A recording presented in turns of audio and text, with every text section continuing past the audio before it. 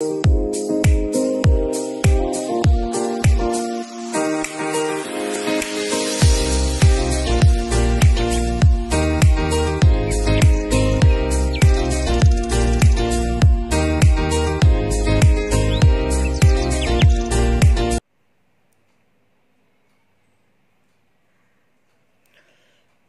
मित्रों, पूजा विद्यालय online teaching कार्यक्रम अंतर्गत आज आपणे धोरण 11 અને 12 में अंग्रेजी विषय में डू एज डायरेक्टेड नामनो ग्रामरनो टॉपिकनो अभ्यास करीशुं। डू एज डायरेक्टेड जेमां एक्टिव एंड पेसिव वॉइस नो टॉपिक एक्जाम में 2 मार्क्सनो पूछाय छे। मित्रों, धोरण 10 में डू एज डायरेक्टेड नो एक टॉपिक तमे भणी गया छो, जेमां स्टार्ट लाइक धीस आ रीते तमने सूचना आपेली हती। तेमां एक एक्जाम्पल आप्युं हतुं अने पेरेग्राफ में 4 के 5 वाक्यों पेरेग्राफने तमे पेसिव वॉइस में कन्वर्ट करवानुं पूछातुं हतुं। ते ज प्रमाणे धोरण 11 અને 12 में पण ए ज टाइटल नीचे डू एज डायरेक्टेड एटले के सूचव्या प्रमाणे फेरफार करो ते प्रकारनो 4 के 5 वाक्यों एक पेरेग्राफ आपेल होय छे अने पेरेग्राफनी नीचे स्टार्ट लाइक धीस ने एक सूचना आपेल होय छे अने सूचनाने तमने तमारे समजीने काळ प्रमाणे एक्टिव वाक्योने पेसिव में वॉइस में रूपांतर करवानुं पूछाय छे। मित्रों, वधु माहिती आगळ जोईए तो एक्टिव वॉइस जेने गुजराती में कर्तरी रचना अथवा प्रयोग कहेवाय छे। एक्टिव वॉइस में मित्रों कर्ता ए सौथी वधारे महत्वनो रोल अदा करे छे। पेसिव वॉइस ने कर्मणी रचना अथवा कर्मणी प्रयोग कहेवाय छे। पेसिव वॉइस में कर्मनुं एटले के ऑब्जेक्टनुं सौथी वधारे महत्व होय छे, जेमां कर्तानुं महत्व रहेतुं नथी। ए रीते तमे एक्टिव अने पेसिव विषे डिटेल में अगाऊ भणी गया छो। ते प्रमाणे आजे आपणे एक्टिव पेसिवना मात्र सिम्पल टेन्सीस एटले के सादा काळना नो ज अभ्यास करीशुं। सादा काळमां खास करीने simple present tense, simple past tense, simple future tense अने सिम्पल मॉडल ऑक्सिलरी आ 4 प्रकारना काळनो आज अभ्यास करीशुं। आ चारे 4 काळ मित्रों तमे धोरण 9 અને 10 में एक्टिव मांथी पेसिव में कन्वर्ट करवानुं शीखी गया छो। छतां आजे 11 અને 12 में टॉपिक महत्वनो होवाथी आजे आपणे વધુ વિગતેથી આ ટોપિકનો અભ્યાસ કરીશું। વિદ્યાર્થી મિત્રો, એક્ટિવમાંથી પેસિવ બનાવતી વખતે વિધાન વાક્યની વાક્યરચના જો સમજીએ તો એક્ટિવ વોઇસમાં પહેલાં સબ્જેક્ટ એટલે કર્તા આપેલ હોય છે, ત્યાર પછી વર્બ એટલે ક્રિયાપદ જે આપણને કાળ સૂચવે છે, ત્યાર પછી ઓબ્જેક્ટ એટલે કે કર્મ આપેલું હોય છે અને ત્યાર પછી અન્ય શબ્દો આપણને આપેલા હોય છે। आ एक्टिव वॉइसनी वाक्य रचना है। समझी लो फरीथी, सब्जेक्ट, वर्ब काल प्रमाणे, ऑब्जेक्ट अने अन्य शब्दों। हवे आ एक्टिव ने पेसिव में रूपांतर करवुं होय तो पेसिव वॉइस में मित्रों सब्जेक्टनी जग्याए आपणे शुं आपेलुं छे? ऑब्जेक्ट। आ ऑब्जेक्ट सब्जेक्टना स्थाने आवे छे।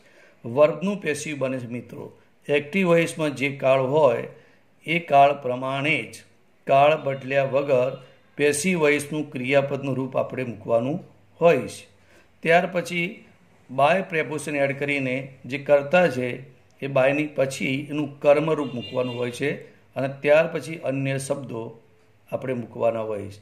एटले टूंकमां एक्टिव वॉइस में सब्जेक्ट, वर्ब, ऑब्जेक्ट अन्य शब्दों होय छे अने मित्रों पेसिव वॉइस में object, verb, by plus subject अने अन्य शब्दों आपणे मूकवाना होय छे। एक्टिव में पेसिव रूपांतर करती वखते કેટલાક सामान्य रूल्स नियमों पण आपणे अभ्यास करवो जरूरी है। मित्रों, एक्टिव में पेसिव ज्यारे रूपांतर करवानुं थाय तो सौ प्रथम सब्जेक्ट अने ऑब्जेक्ट ने शोधी काढीने तेनुं स्थान परस्पर बदलवानुं होय छे। एटले एक्टिव सब्जेक्ट ने ऑब्जेक्टनुं स्थान परस्पर बदलो। ત્યારબાદ આપેલ વાક્યના કાળ પ્રમાણે, કાળ એટલે કે ક્રિયાપદ આપણને ક્રિયાને કાળ સૂચવે છે, તે કાળ પ્રમાણે પેસિવ વોઇસમાં રૂપાંતર કરવા માટે ટુ બીના રૂપ ઉમેરવા ફરજિયાત છે, જેથી વાક્યનો અર્થ જળવાઈ રહે. જેમ કે સાદા વર્તમાનકાળના વાક્યમાં ટુ બીના રૂપ તરીકે એમિજાર, સાદા ભૂતકાળના વાક્યમાં ટુ બીના રૂપ તરીકે વોઝ વેર, સાદા ભવિષ્યકાળમાં ટુ બીના રૂપ તરીકે માત્ર બી, અને સિમ્પલ મોડલ ઓક્ઝિલરી તો તમે પરિચિત છો, can, could, may, might, should, would, must. આ પ્રકારના મોડલ ઓક્ઝિલરીમાં પણ પેસિવમાં બી ઉમેરીને આપેલ જે મેઇન વર્બ છે, મુખ્ય ક્રિયાપદ છે, એ મુખ્ય ક્રિયાપદનું V3 એટલે third form of the verb, જેને આપણે પાસ્ટ પાર્ટિસિપલ, ગુજરાતીમાં જેને આપણે ભૂત ઉદાહરણ કહીએ છીએ, તે બનાવીને મૂકવાનું હોય છે. આ જે ક્રિયાપદ છે એ ખૂબ મહત્વનું છે મિત્રો. ટુ બીના રૂપ એડ કર્યા વગર પેસિવ વોઇસ બનતું નથી, તે ખાસ યાદ રાખો. અને ટુ બીના રૂપ હંમેશા આપેલ વાક્યના કાળ, ક્રિયાપદના કાળ પ્રમાણે જ ઉમેરવાના થાય છે. એટલે આ રૂપો તમારે યાદ રાખવા જરૂરી છે.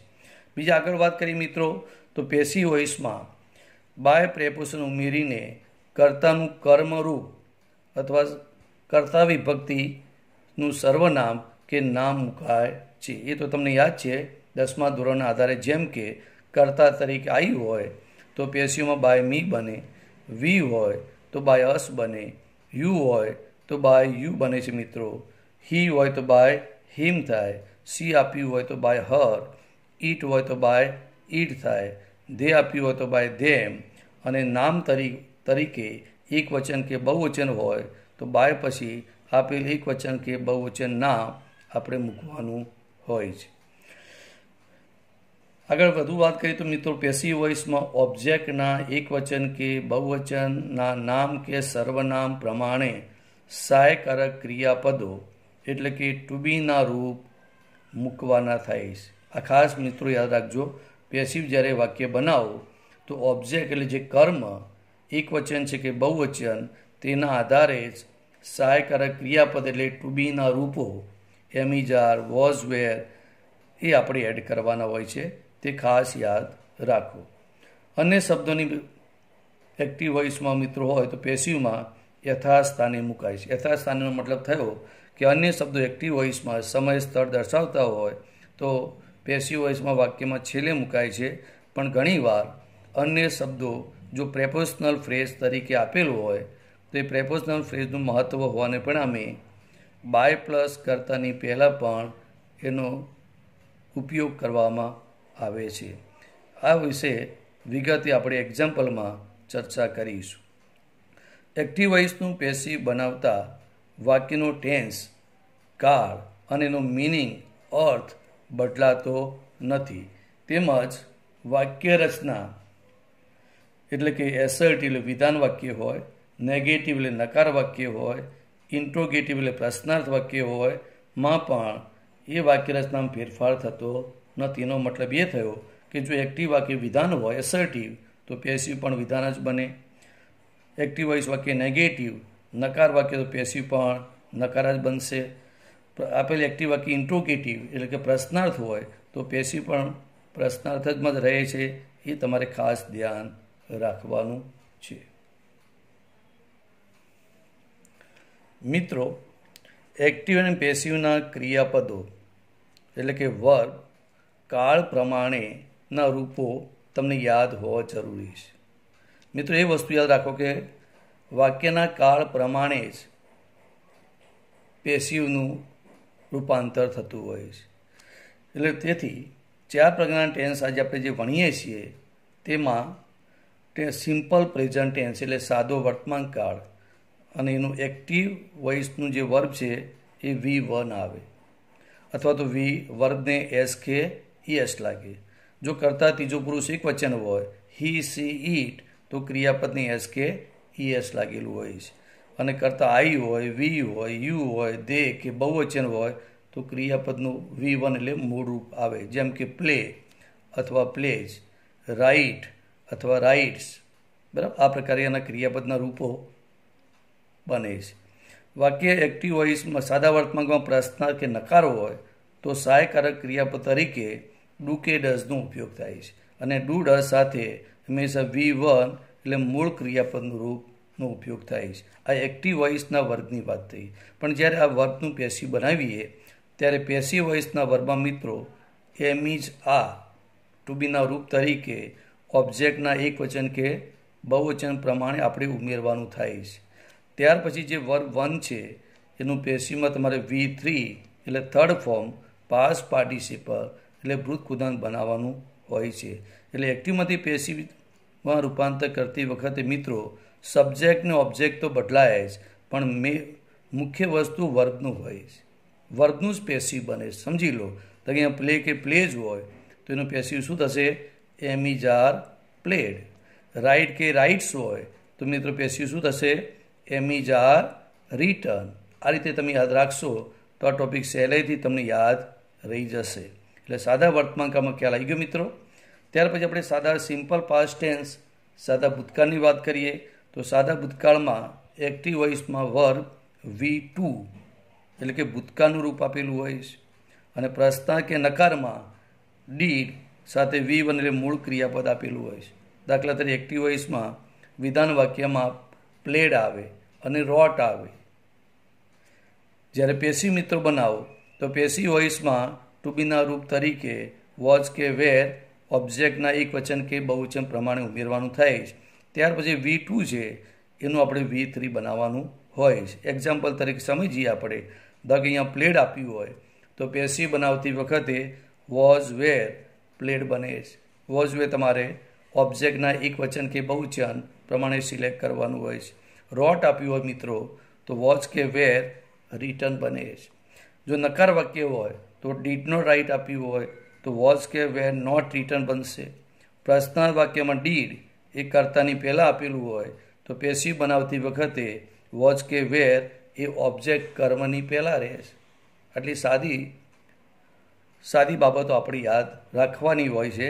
એટલે થોડું મગજમાં રાખો કે V2 હોય તો વોચ કે વેર અને V3 બને. ત્યારબાદ મિત્રો સિમ્પલ ફ્યુચર સાદા ભવિષ્યકાળમાં મિત્રો સેલ કે વિલ આપેલું હોય છે. એની જોડે V1 એટલે મૂળ ક્રિયાપદનું રૂપ આવે. વિધાન વાક્ય નકાર વાક્ય અને પ્રશ્ન વાક્યમાં પેસિવ જ્યારે મિત્રો બનાવો ત્યારે સેલ કે વિલ તો આવે જ છે, પણ કેવી રીતે આવશે?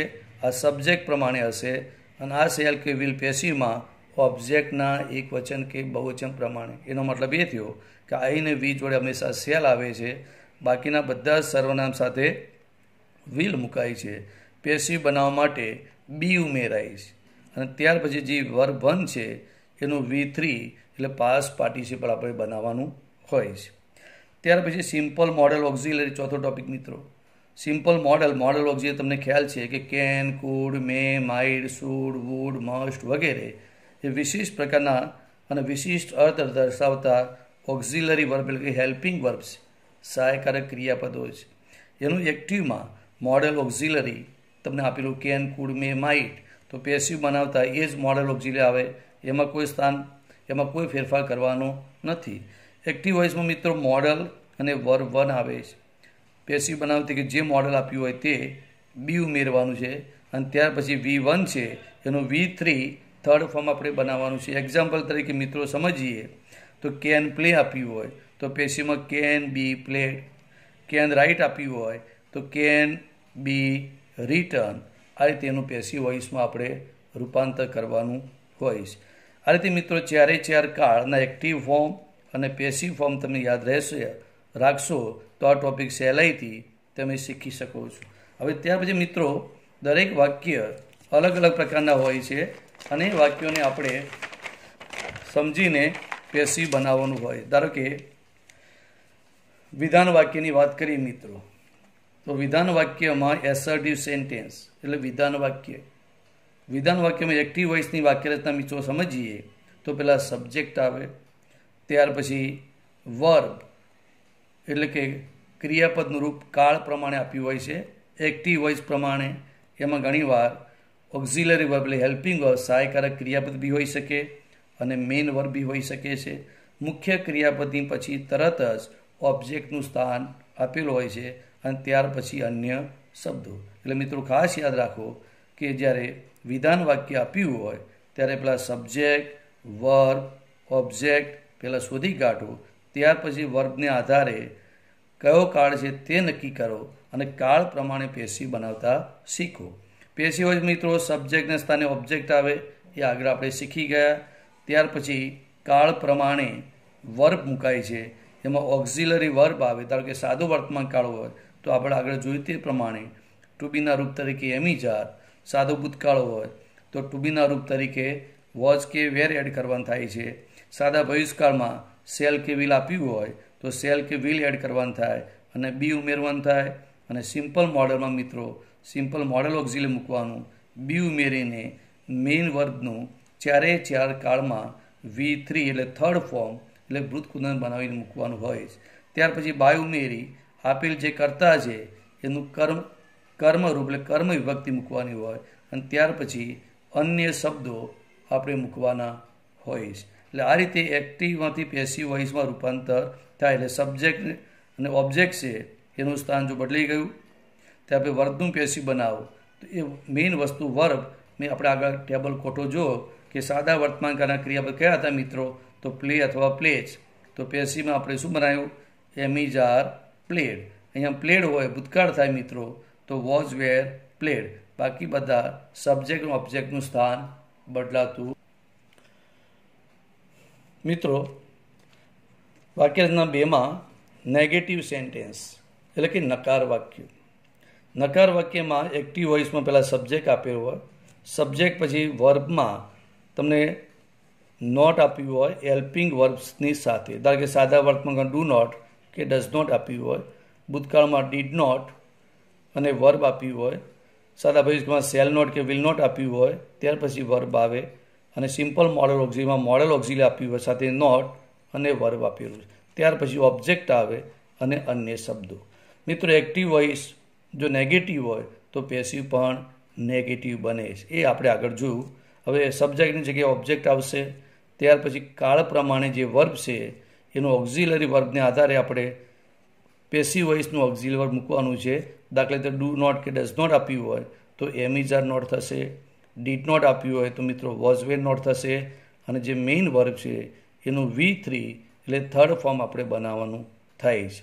એટલે કાળ પ્રમાણે તમારે પેસિવ બનાવવાનું, પણ નેગેટિવ હોય તો પેસિવ પણ નેગેટિવ બનાવવાનું હોય છે.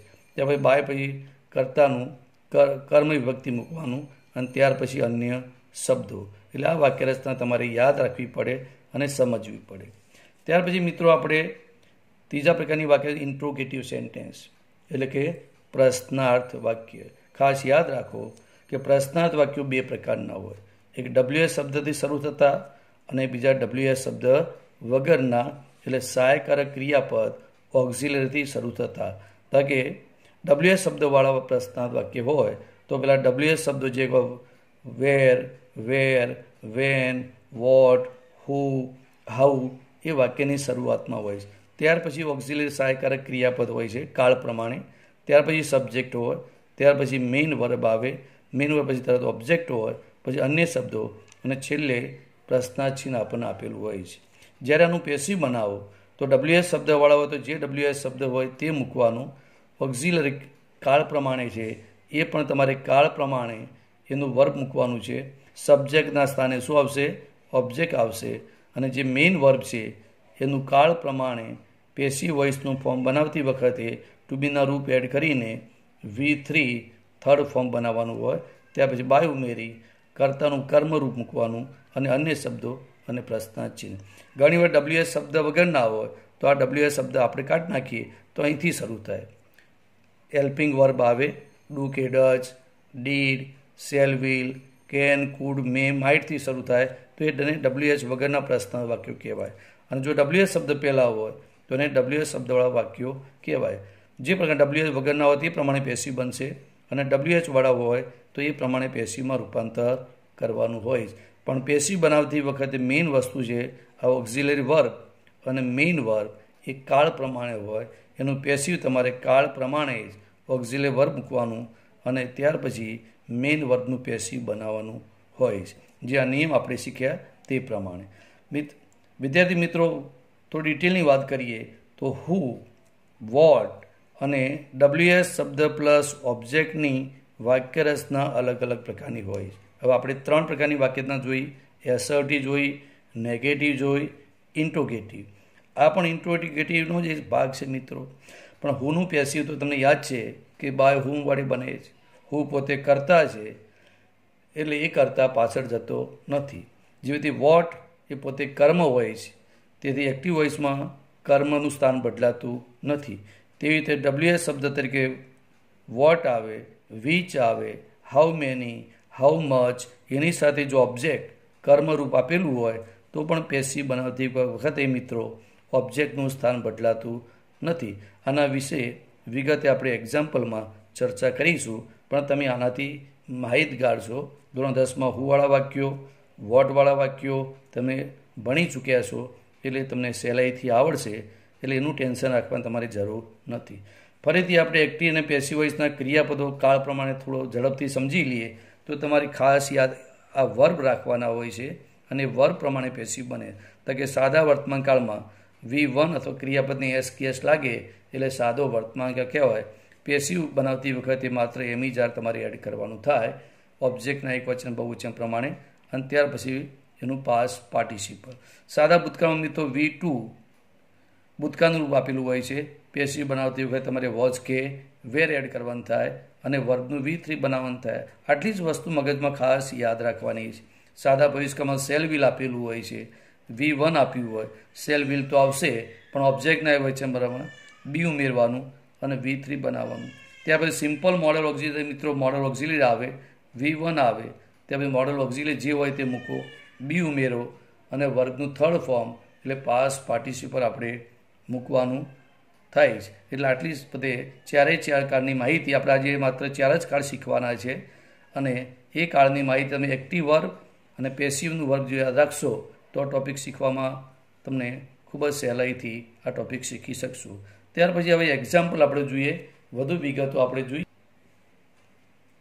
તો turn into passive voice. Passive વોઇસમાં રૂપાંતર કરીએ વાક્યમાં તો વી પ્લે ક્રિકેટ ડેઇલી. વાક્ય વાંચીને તમારે દરેક વાક્યમાં સબ્જેક્ટ, વર્બ અને ઓબ્જેક્ટનું સ્થાન પહેલાં શોધી કાઢો.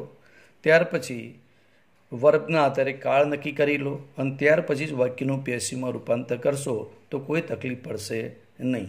ફોર એક્ઝામ્પલ વી કરતા છે, પ્લે ક્રિયાપદ છે, ક્રિકેટ કર્મ છે, ડેઇલી અન્ય શબ્દોમાં છે. પ્લે ઉપરથી ખબર પડે કે આપણે સાદા વર્તમાન કાળ છે, એટલે સાદા વર્તમાન કાળનું પેસિવ બનાવવા માટે મિત્રો આપણે શું યાદ રાખ્યું? ટુ બીનું રૂપ એમ ઇઝ આર. પણ એમ ઇઝ આર કઈ રીતે એડ કરવાનું? કર્મના એકવચન કે બહુવચન પ્રમાણે. જોઈએ એક્ઝામ્પલ પેસિવ કહી દે મિત્ર મને. આ વી સબ્જેક્ટની જગ્યાએ મિત્રો શું આવ્યું? ઓબ્જેક્ટ એટલે ક્રિકેટ આવી ગયું. ક્રિકેટ ત્રીજો પુરુષ એકવચન એટલે ટુ બીના રૂપ તરીકે પેસિવ માટે શું મેળવ્યું આપણે? ઇઝ મૂક્યું. પ્લે મૂળ ક્રિયાપદ છે એનું V3 થર્ડ ફોર્મ એટલે પ્લેડ બને છે. ત્યાર પછી બાય ઉમેરવું પડે અને વી જે કરતા છે એનું કર્મરૂપ શું બને? અસ, એટલે બાય અસ થાય. અન્ય શબ્દો તરીકે ડેઇલી એટલે ડેઇલી આપણે મૂક્યું છે. માત્ર આ એક્ટિવ વાક્યનું પેસિવ મિત્રો જોઈ લો કઈ રીતે બન્યું? Cricket is played by us daily. જો આ સાદો વર્તમાન કાળ છે, ઇઝ પ્લેડ એ પણ સાદો વર્તમાન કાળ થયો. આ એક્ટિવ ક્રિયાપદ છે મિત્રો, આ પેસિવ ક્રિયાપદ થયું, માટે વાક્યનો અર્થ બદલાતો નથી. આ રીતે તમારે ક્રિયાપદને આધારે આ પેસિવ ક્રિયાપદ બનાવવાનું હોય છે. બાકી સામાન્ય નિયમ છે સબ્જેક્ટનું ઓબ્જેક્ટનું સ્થાન બદલાય અને વર્બનું પેસિવ બને છે. બીજું એક્ઝામ્પલ મિત્રો જોઈએ. He attends the classes regularly. He attends the classes regularly. હવે અટેન્ડ્સ મિત્રો એ ક્રિયાપદ છે. કયો કાળ દેખાય તમને? તો સાદો વર્તમાન કાળ. કેમ કે ત્રીજો પુરુષ એકવચન છે માટે ક્રિયાપદને શું લાગ્યું? એસ. ત્યાર ક્રિયાપદની પછી તરત જ ઓબ્જેક્ટ છે ધ ક્લાસીસ. ઓબ્જેક્ટ કેટલા વચન છે મિત્રો? તો ઓબ્જેક્ટ ધ ક્લાસીસ એ બહુવચન છે અને વર્તમાન કાળ છે એટલે તમને યાદ આવી ગયું હશે કે જો ઓબ્જેક્ટ બહુવચન હોય તો ટુ બીના રૂપ તરીકે શું મેળાશે? આર. અને આ પ્રમાણે પેસિવ બનાવાય. જોઈએ એક્ઝામ્પલ. આ સબ્જેક્ટ, વર્બ, ઓબ્જેક્ટ અને અધર વર્ડ્સ. ધ ક્લાસીસ આર બહુવચન છે માટે આપણે આર આવશે. અટેન્ડ્સનું અટેન્ડેડ, બાય, હીનું તમારે હિમ અને અન્ય શબ્દ રેગ્યુલરલી.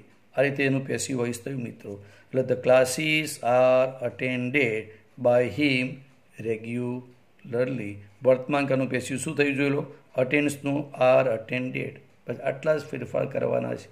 પેસિવ બનાવતી વખતે સાદા વર્તમાનમાં શું એડ થયું સમજી લો. અહીંયા ઇઝ ઉમેર્યું, અહીંયા આર ઉમેર્યું અને વર્બનું શું થયું V3, એટલે થર્ડ ફોર્મ ભૂતપૂર્વ બન્યું. આ સહેલી રીત છે મિત્રો. ત્યાર પછી મિત્રો જો મિસ્ટર મોદી ડિલિવર્ડ એ ગુડ સ્પીચ યસ્ટરડે. ફરી સમજી લો, મિસ્ટર મોદી ડિલિવર્ડ એ ગુડ સ્પીચ યસ્ટરડે. ડિલિવર્ડ ક્રિયા પછી સીધું જો મિત્રો કયો કાળ લાગે તમને, તો ડિલિવર્ડનો મતલબ કયો કાળ થયો, સાદો ભૂતકાળ, એટલે સિમ્પલ પાસ્ટ ટેન્સ થયો. હવે સિમ્પલ પાસ્ટ ટેન્સમાં મિત્રો શું ઉમેરવાનું ટુ બીના રૂપ તરીકે, યાદ છે, વોઝ કે વે, અને સબ્જેક્ટ ઓબ્જેક્ટનું સ્થાન બદલવાનું છે. તો જોઈ લો મિત્રો કેવી રીતે બને. આ સબ્જેક્ટ છે, આ વર્બ છે, આ ઓબ્જેક્ટ છે અને આ અધર વર્ડ છે. તો એ ગુડ સ્પીચ સબ્જેક્ટની જગ્યાએ આવી ગયું. કેટલા વચન છે ગુડ સ્પીચ, એ એટલે એક વચન થયું, એટલે માટે વોઝ આવશે. ડિલિવર્ડ V2 છે, એનું થર્ડ ફોર્મ ડિલિવર્ડ એટલે V3 થયું. ત્યાર પછી બાય એડ કર્યું, કર્તા તરીકે નામ છે માટે મિસ્ટર મોદી, માટે બાય મિસ્ટર મોદી, અને અધર વર્ડ તરીકે યસ્ટરડે. એટલે good speech was delivered by mister Modi yesterday. આ પ્રમાણે સાદા ભૂતકાળનું પેસિવમાં શું ઉમેર્યું આપણે, માત્ર વોઝ ઉમેર્યું, એક વચન કે બહુવચન પ્રમાણે. ત્યાર પછી મિત્રો ચોથા વાક્યની વાત કરીએ તો I shall teach you English tomorrow. શું વાક્ય છે, I shall teach you English tomorrow. Shall teach કયો કાળ થયો મિત્રો, તો શેલ ટીચનો મતલબ તમને સિમ્પલ ફ્યુચર ટેન્સ, સાદો ભવિષ્યકાળ થયો. ક્રિયાપદની પછી યુ આ ઓબ્જેક્ટ છે, ઇંગ્લિશ એ બી ઓબ્જેક્ટ છે, એનો મતલબ થયો આ વાક્યમાં બે ઓબ્જેક્ટ છે. યુ સજીવ બી ઓબ્જેક્ટ છે અને ઇંગ્લિશ એ નિર્જીવ ઓબ્જેક્ટ છે. અને માટે આ વાક્યનું પેસિવ તમે બંને રીતે બનાવી શકો છો. જેમ કે આઈ કરતા છે એની જગ્યાએ ઇંગ્લિશ. હવે આઈ જોડે મિત્રો શું આપી જોઈ લો, સેલ. આઈ ને વી જોડે સેલ વપરાય છે, પણ ઇંગ્લિશ એટલે ઈટ થયું ત્રીજો પુરુષ, માટે શું આવશે વિલ. કાળ બદલાતો નથી, પણ સેલ કે વિલના બે રૂપ છે. એ કર્તા પ્રમાણે હતું, અહીં કર્મ પ્રમાણે. માટે ઇંગ્લિશ વિલ પેસિવ બનાવવા માટે શું ઉમેરવાનું હતું આપણે, બી. ટીચનું તમારે થર્ડ ફોર્મ ટોટ. ત્યાર પછી યુ સજીવ ઓબ્જેક્ટ છે, એટલે યુ અથવા ટુ યુ બંનેમાંથી કોઈ પણ રૂપ તમે મૂકી શકો છો. ત્યાર પછી આઈ એટલે બાય મી થશે, અને ટુમોરો માટેનો આન્સર શું થયો મિત્રો, English will be taught to you અથવા યુ બાય મી ટુમોરો. ત્યાર પછી ઓબ્જેક્ટ તમારે ઇંગ્લિશ લેવું હોય, લીધું આપણે, પણ ઓબ્જેક્ટ તરીકે તમારે યુ સિલેક્ટ કરવું હોય તો પણ એનું પેસિવ બની શકે છે. જો સબ્જેક્ટ જગ્યાએ યુ એટલે યુ આવશે, યુ જોડે વિલ થઈ જશે. પેસિવ બનાવવા માટે શું ઉમેરાશે, બી ઉમેરાશે. ટીચનું શું થશે, ટોટ થશે. ત્યાર પછી ઇંગ્લિશનું ઇંગ્લિશ રહેશે, પછી બાય મી અને ટુમોરો. એટલે યુ તમારે જો ઓબ્જેક્ટ તરીકે સિલેક્ટ કરવું હોય તો પેસિવ વોઇસ આ રીતે બને કે you will be taught English by me tomorrow. આ રીતે પણ પેસિવ બને. કેમ કે આમાં બે ઓબ્જેક્ટ છે, તો માટે તમે બંને રીતમાંથી કોઈ પણ રીતે પરીક્ષામાં પેસિવ વોઇસમાં રૂપાંતર કરી શકો છો. ત્યાર પછી આગળ છે we can prevent the noise pollution easily. We can prevent the noise pollution easily. Can એટલે મિત્રો શું થયું, સિમ્પલ મોડલ ઓક્ઝિલરી, બરાબર. અને પ્રિવેન્ટ એ V1 છે. The noise pollution A object કર્મ છે, ઇઝીલી અધર વર્ડ કહેવાય મિત્રો. એટલે જ્યારે પેસિવ બનો સબ્જેક્ટ, આ બે વર્બ છે, હેલ્પિંગ વર્બ અને mean verb. The noise object અન્ય. પેસિવ વોઇસમાં રૂપાંતર કે સબ્જેક્ટની જગ્યાએ ઓબ્જેક્ટ, એટલે the noise pollution can B. Passive માટે શું ઉમેરવું પડે આપણે, બી. પ્રિવેન્ટનું થર્ડ ફોર્મ શું થશે, પ્રિવેન્ટેડ, અને વીનું બાય અસ ઇઝીલી. એટલે the noise pollution can be prevented by us easily. આ તેનું પેસિવ વોઇસ બને. ત્યાર પછી મિત્રો એક્ઝામ્પલ નંબર 6ની ચર્ચા કરીએ આપણે. તો she does not take tea. She does not take tea. હવે ડઝ નોટ આવ્યું મિત્રો તમને ખ્યાલ આવી ગયો હશે કે આ નેગેટિવ નકાર વાક્ય છે. જો એક્ટિવ નકાર હોય તો પેસિવ પણ નકાર જ બને છે, એ તો ખ્યાલ હશે તમને. હવે ડઝ નોટ એટલે કયો કાળ થયો મિત્રો? ડઝ નોટ એટલે સાદો વર્તમાન કાળ. ડુ નોટ કે ડઝ નોટ આવે એટલે સાદો વર્તમાન કાળ કહેવાય. આ સબ્જેક્ટ છે. ડઝ નોટ એ હેલ્પિંગ વર્બ થયું, ટેક એ મેઇન વર્બ થયું, અને ટી શું કહેવાય? ઓબ્જેક્ટ. પેસિવ બનાવતી વખતે શબ્દની જે ઓબ્જેક્ટ એટલે ખાલી ટી આવશે. ટી ત્રીજો પુરુષ એક વચન એટલે ટુ બીના રૂપ તરીકે વર્તમાન કાળમાં શું મૂક્યું? ઇઝ. નોટનું નોટ. ટેકનું તમારે થશે ટેકન થર્ડ ફોર્મ તરીકે, અને સીનું બાય હર. એટલે જવાબ બન્યો tea is not taken by her. આ પેસિવ વોઇસ થયું. અહીંયા ડુ કે ડઝ નોટ હોય તો એમ ઇઝ આર નોટ જ બનશે, કારણ કે વર્તમાન કાળ છે, તો વર્તમાન કાળ પેસિવ બને. યાદ રહ્યું? Tea is not taken by her. મિત્રો આ જે વર્બ છે એના V1, V2 અને V3ના રૂપો આપણને ખાસ યાદ હોવા જોઈએ. જો આ ક્રિયાપદનું રૂપ તમને થર્ડ ફોર્મ ખોટું હોય તો માર્ક્સ મળતો નથી. એટલે આ પ્રકારના જે રૂપો છે એ યાદ રાખવા જરૂરી છે. ત્યાર પછી મિત્ર વાત કરીએ example number 7.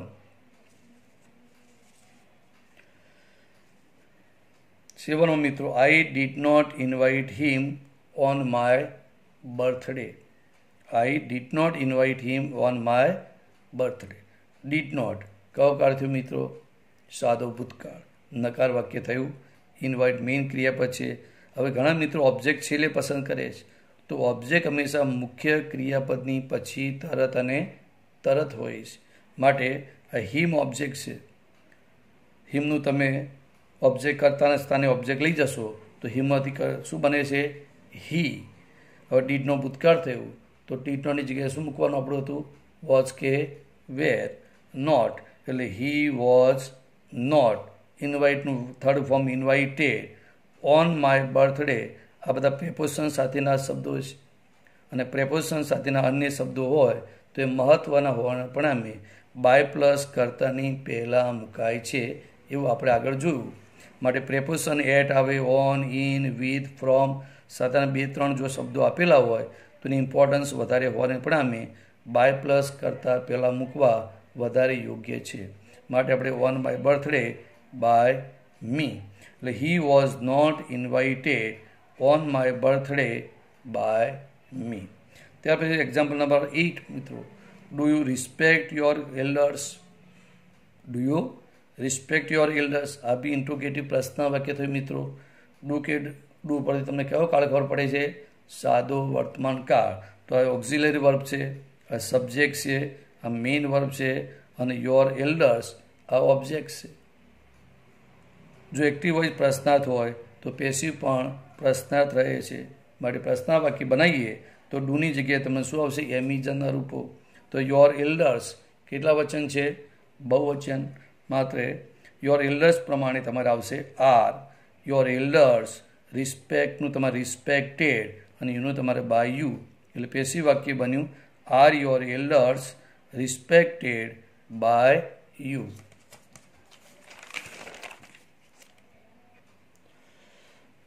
Example number 9. Did you solve all these exercises? પ્રશ્નાર્થ વાક્ય છે મિત્રો. ડીડ કયો કાળ છે? સાદો ભૂતકાળ. તો પેસિવ પણ સાદા ભૂતકાળમાં થશે. ડીડની જગ્યાએ શું મૂકવાનું કીધું વોઇસમાં? વોઝ કે વેર. તો ડીડ યુ આ you subject, solve main verb, all these exercise A object છે. માટે મિત્રો વેર ક્રિયાપદનું સ્થાન બદલાતું નથી. ખાસ ધ્યાન, પ્રશ્ન વાક્ય હોય કે વિધાન હોય કે નકાર, ક્રિયાપદનું સ્થાન બદલાતું નથી. આ ખાસ ધ્યાન. સબ્જેક્ટ અને ઓબ્જેક્ટનું સ્થાન બદલાય. માટે ડીડની જગ્યાએ શું થયું? વેર. વેર કેમાં મિત્રો ખબર પડે છે કે ઓલ ધીઝ એક્સરસાઇઝ બહુવચન છે. માટે જો ઓબ્જેક્ટ એક વચન હોય તો આ વોઝ આ. એટલે વેર ઓલ ધીઝ એક્સરસાઇઝ. સોલ્વની તમારે third form solved by you, અને ક્વેશ્ચનમાં પ્રશ્ન હોય વાક્ય તો પ્રશ્ન ચિહ્ન આવે. શું આવ્યું? Were all these exercise solved by you. Now example number 10. Where do you keep your books? આ બી ઇન્ટ્રોગેટિવ પ્રશ્ન વાક્ય છે, પણ કયા પ્રકારનું છે? WS શબ્દવાળું પ્રશ્નાર્થ વાક્ય. વેર આપણને આપ્યું છે. વેર પછી ડુ કયો કાળ કહેવાય? સાદો વર્તમાન કાળ. યુ કરતા છે, કીપ એ મેઇન વર્બ છે અને યોર બુક્સ એ તમારે ઓબ્જેક્ટ થયું. માટે ચલો મિત્રો પેસિવ બનાવીએ તો વેરનું તો તમારે જે WS શબ્દ હોય તે વેર આવી ગયું. ડુ સાદો વર્તમાન કાળ, યોર બુક્સ બહુવચન માટે શું થયું? આર. જો ક્રિયાપદનું સ્થાન બદલાતું નથી સમજી લો મિત્રો. Where are. સબ્જેક્ટની જગ્યાએ ઓબ્જેક્ટ, યોર બુક્સ. કીપનું તમારે થર્ડ ફોર્મ કેપ્ટ બાય અને યુનું બાય યુ અને પ્રશ્ન ચિહ્ન. એટલે વોઇસ તમારે થયું where are your books kept by you અને પ્રશ્ન ચિહ્ન. એક્ઝામ્પલ નંબર 11 વાત કરીએ મિત્રો. Why did he sell his new car? Why આ બી પ્રશ્ન વાક્ય છે. કયું WS શબ્દ વાયથી બનેલું છે? ડીડ કયો કાળ થયો? સાદો ભૂતકાળ બન્યો મિત્રો. અને હી કરતા થયો. સેલ મેઇન વર્બ છે અને હીઝ ન્યૂ કાર આ ત્રણ શબ્દો એ આખું ઓબ્જેક્ટ ગણાય છે. માટે ચલો W પેસિવ બનાવીએ તો વાયનું વાય આવ્યું. ડીડ ભૂતકાળ છે માટે શું ઉમેરીશું? વોઝ ઉમેર્યું. હીઝ ન્યૂ કાર એક વચન છે માટે વોઝ આવે છે. સેલનું થર્ડ ફોર્મ સોલ્ડ અને બાય હિમ અને પ્રશ્નાર્થ ચિહ્ન. માટે પેસિવ બને why was his new car sold by him. What will you buy from the market? આ બી પ્રશ્ન વાક્ય મિત્રો, પણ કયા પ્રકારનું છે? વોટ. હવે વોટમાં આપણે આગળ ચર્ચા કરી તે પ્રમાણે વોટવાળા વાક્યમાં ઓબ્જેક્ટનું સ્થાન બદલાતું નથી, કેમ કે વોટ પોતે ઓબ્જેક્ટ છે. એટલે વોટ આવ્યું ઓબ્જેક્ટ, વિલ સાદો ભવિષ્યકાળ થયો, યુ સબ્જેક્ટ એટલે કરતા થયો, બાય એ મેઇન વર્બ થયું અને ફ્રોમ ધ માર્કેટ એ કર્મ નથી મિત્રો, અધર વર્ડ્સ અન્ય શબ્દો છે. એટલે ખાસ ધ્યાન રાખો કે જ્યારે વોટ આવે તો વોટવાળા વાક્યમાં ક્રિયાપદ પછી કર્મ હોતું નથી. કેમ કે વોટ પોતે જ ઓબ્જેક્ટ કહેવાય છે અને ઓબ્જેક્ટનું સ્થાન ન બદલાતા પેસિવ વોઇસમાં મિત્રો જોઈ લો. વોટનું વોટ આવી ગયું. યુ પ્રમાણે વિલ છે તો વોટ પ્રમાણે પણ વિલ આવશે. સાદા ભવિષ્યમાં પેસિવ માટે શું ઉમેરવાનું હોય? બી ઉમેરવાનું થાય. બાયનું તમારે થર્ડ ફોર્મ શું થશે? બોટ. અન્ય શબ્દો ફ્રોમ ધ માર્કેટ પ્રેપોઝિશન સાથેના શબ્દો હોવાને પરિણામે from the market by plus કરતાની પહેલાં અને યુનું તમારે બાય યુ. એટલે શું આન્સર થયો? What will be bought from the market by you question mark. ત્યાર પછી એક્ઝામ્પલ નંબર 13 મિત્રો. Who broke this glass yesterday? આ બી પ્રશ્ન વાક્ય છે પણ WS શબ્દવાળું છે, પણ હું વાળું વાક્ય. ધોરણ 10માં હું વાળા વાક્યો તમે શીખ્યા. આગળ આપણે ચર્ચા કરી કે હું આવે ત્યારેનું પેસિવ કઈ રીતે બને છે? બાય હોમ દ્વારા. હું પોતે કરતા છે અને ધીસ ગ્લાસ એ કર્મ છે, પણ આમાં કર્તાનું સ્થાન બદલાતું નથી, કર્મનું સ્થાન બદલાય છે. પેસિવ જોઈએ. બ્રોક કયો કાળ થયો મિત્રો? સાદો ભૂતકાળ. પેસિવ બનવા માટે શું એડ કરવાનું? વોઝ કે વેર. ચલો પેસિવ જોઈએ તો હુની જગ્યાએ તમારે બાય હોમ થઈ ગયું. ધીસ ગ્લાસ એક વચન છે માટે વોઝ આવ્યું. બ્રોક V2 સાદો ભૂતકાળ છે એટલે બ્રોકન થશે અને અન્ય શબ્દો યસ્ટરડે અને પ્રશ્નાર્થ ચિહ્ન. ફરીથી સમજી લો. By home, was, this glass, broken, yesterday, પ્રશ્નાર્થ ચિહ્ન. ખ્યાલ આવી ગયો? બ્રોક છે માટે વોઝ અને બ્રોકન અને બે ક્રિયાપદની વચ્ચે જ ઓબ્જેક્ટ લેવું પડે, કે પ્રશ્ન વાક્યમાં કર્મની પહેલાં જ ક્રિયાપદનું સ્થાન હોય છે, ક્રિયાપદનું સ્થાન બદલાય નહીં. એટલે by whom was this glass broken yesterday પ્રશ્નાર્થ ચિહ્ન. ત્યાર પછી એક્ઝામ્પલ નંબર 14 મિત્રો. How can Krupa solve the puzzle so quickly? પ્રશ્ન વાક્ય છે. આ બી WS શબ્દવાળું પ્રશ્ન વાક્ય છે. હાઉ આપણને આપ્યું છે. આપણે આગળના નિયમ જોયું તે પ્રમાણે WS શબ્દોનું સ્થાન બદલતા નથી આપણે. કે આને એટલે શું કહેવાય? સિમ્પલ, મોડલ, ઓક્ઝિલરી વાક્ય થયું. કૃપા કરતા છે. સોલ્વ એ મેઇન વર્બ છે. ધ પઝલ એ ઓબ્જેક્ટ કર્મ થયું. સો ક્વિકલી એ અધર અન્ય શબ્દો ગણાય છે. પેસિવ બનાવીએ તો હાઉનું હાઉ આવશે. કેની જગ્યાએ મોડલ ઓક્ઝિલરી કેન જ આવશે. કૃપા કરતાની જગ્યાએ કર્મ એટલે ઓબ્જેક્ટ ધ પઝલ આવશે. પેસિવ બનાવવા માટે શું એડ કર્યું આપણે? બી ઉમેર્યું. સોલ્વ V1 છે એટલે V3 એટલે સોલ્વ થયું. અન્ય શબ્દો મહત્વના સો ક્વિકલી પહેલાં મૂક્યું અને બાય કૃપા શું હોય થયું? How can the puzzle be solve so quickly by Kripa અને પ્રશ્નાર્થ ચિહ્ન. મિત્રો આ રીતે જુદા જુદા પ્રકારના વાક્યો એક્ટિવ અને પેસિવમાં કઈ રીતે રૂપાંતર થાય એ આપણે શીખી લીધું. પણ પરીક્ષામાં મિત્રો આ પ્રકારના વાક્યો પૂછાતા નથી. આપણે 4 કે 5 વાક્યોનો પેરેગ્રાફ પૂછાય છે અને એ પેરેગ્રાફમાંથી આપણે પેસિવમાં પણ પેરેગ્રાફ રૂપે તો જવાબ લખવાના હોય. એ તો તમે 10માં ભણ્યા છો તે પ્રમાણે. તો એનું એક એક્ઝામ્પલ જોઈએ મિત્રો. જો પરીક્ષામાં આ રીતે આવશે, ડુ એઝ ડાયરેક્ટેડ, આવી સૂચના લખી હશે, ત્યારે નીચે પછી એક પેરેગ્રાફ આપેલો હશે અને પેરેગ્રાફમાં 4-5 વાક્યોને અંતે તમને એક સૂચના આપી હશે, સ્ટાર્ટ લાઇક ધીસ.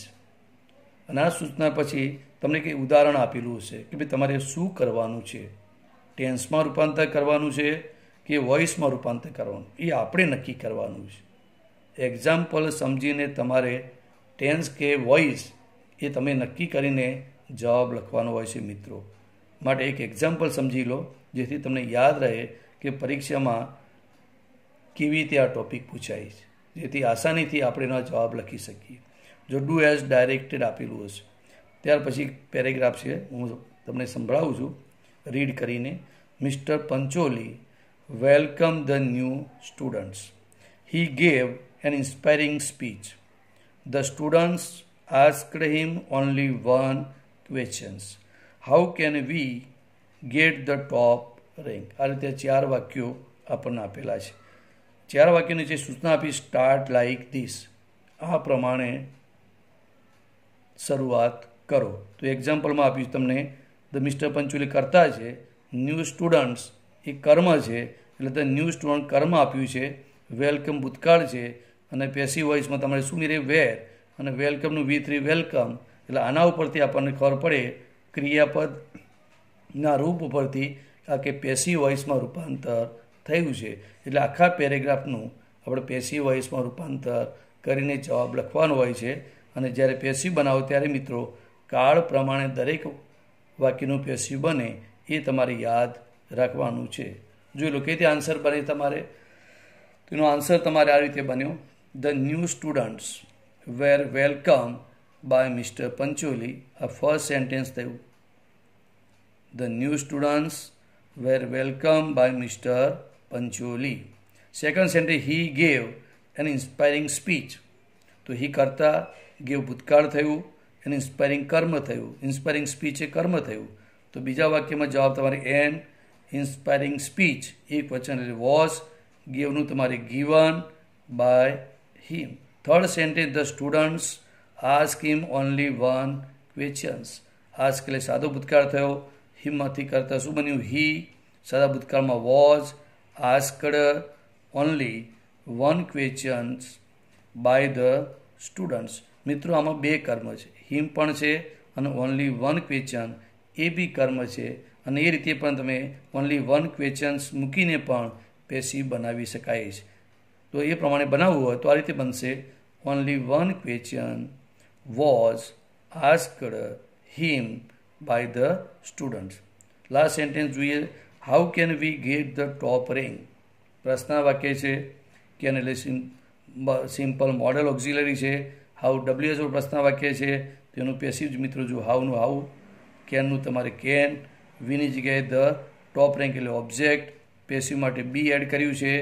અને ત્યાર પછી ગેટનું તમારે થર્ડ ફોર્મ ગોટ અને વીનું બાય અસ અને પ્રશ્નાચિહ્ન એટલે how can the top rank be got by us. આ રીતે પરીક્ષામાં તમારે આ પેરેગ્રાફનું તમારે જવાબ પેરેગ્રાફ રૂપે લખવાનો હોય છે. આવા અનેક પ્રકારના પેરેગ્રાફ તમે ગ્રામર બુકમાંથી પ્રેક્ટિસ કરી શકો છો અને આ ટોપિકને સહેલાઈથી તમે આસાન રીતે સમજીને વધુ માર્ક્સ મેળવી શકો. મિત્રો કહેવાય છે કે પ્રેક્ટિસ મેક્સ મેન પરફેક્ટ. તો પ્રેક્ટિસ દ્વારા જ તમે ગ્રામરના કોઈ પણ ટોપિકમાં પરફેક્શન લાવી શકો છો. માટે મિત્રો આ ટોપિકમાં આજે આપણે 4 કાળ વિશે શીખ્યા, સાદો વર્તમાનકાળ, સાદો ભૂતકાળ, સાદો ભવિષ્યકાળ અને સિમ્પલ મોડલ ઓક્ઝિલરી. તો આ રીતે એક્ટિવ પેસિવનો આપણે અભ્યાસ કર્યો છે. જાતે ઘરે થોડી પ્રેક્ટિસ કરજો અને આવતા નેક્સ્ટ ટાઈમ હવે ચાલુ કાળના વાક્યો આપણે શીખીશું, એક્ટિવમાંથી પેસિવ. ત્યાર પછી પૂર્ણકાળના વાક્યો શીખીશું અને ત્યાર પછી આવા થોડાક પેરેગ્રાફની તમને પ્રેક્ટિસ કરાવીશું. માટે હોમવર્ક તરીકે મિત્રો સાદા વર્તકાળના જો પેરેગ્રાફ તમારી બુકમાં હોય ગ્રામર બુકમાં તો એના આધારે થોડી પ્રેક્ટિસ કરશો તો આ ટોપિક તમે સહેલાઈથી સમજી શકશો. Thank you. C you again મિત્રો.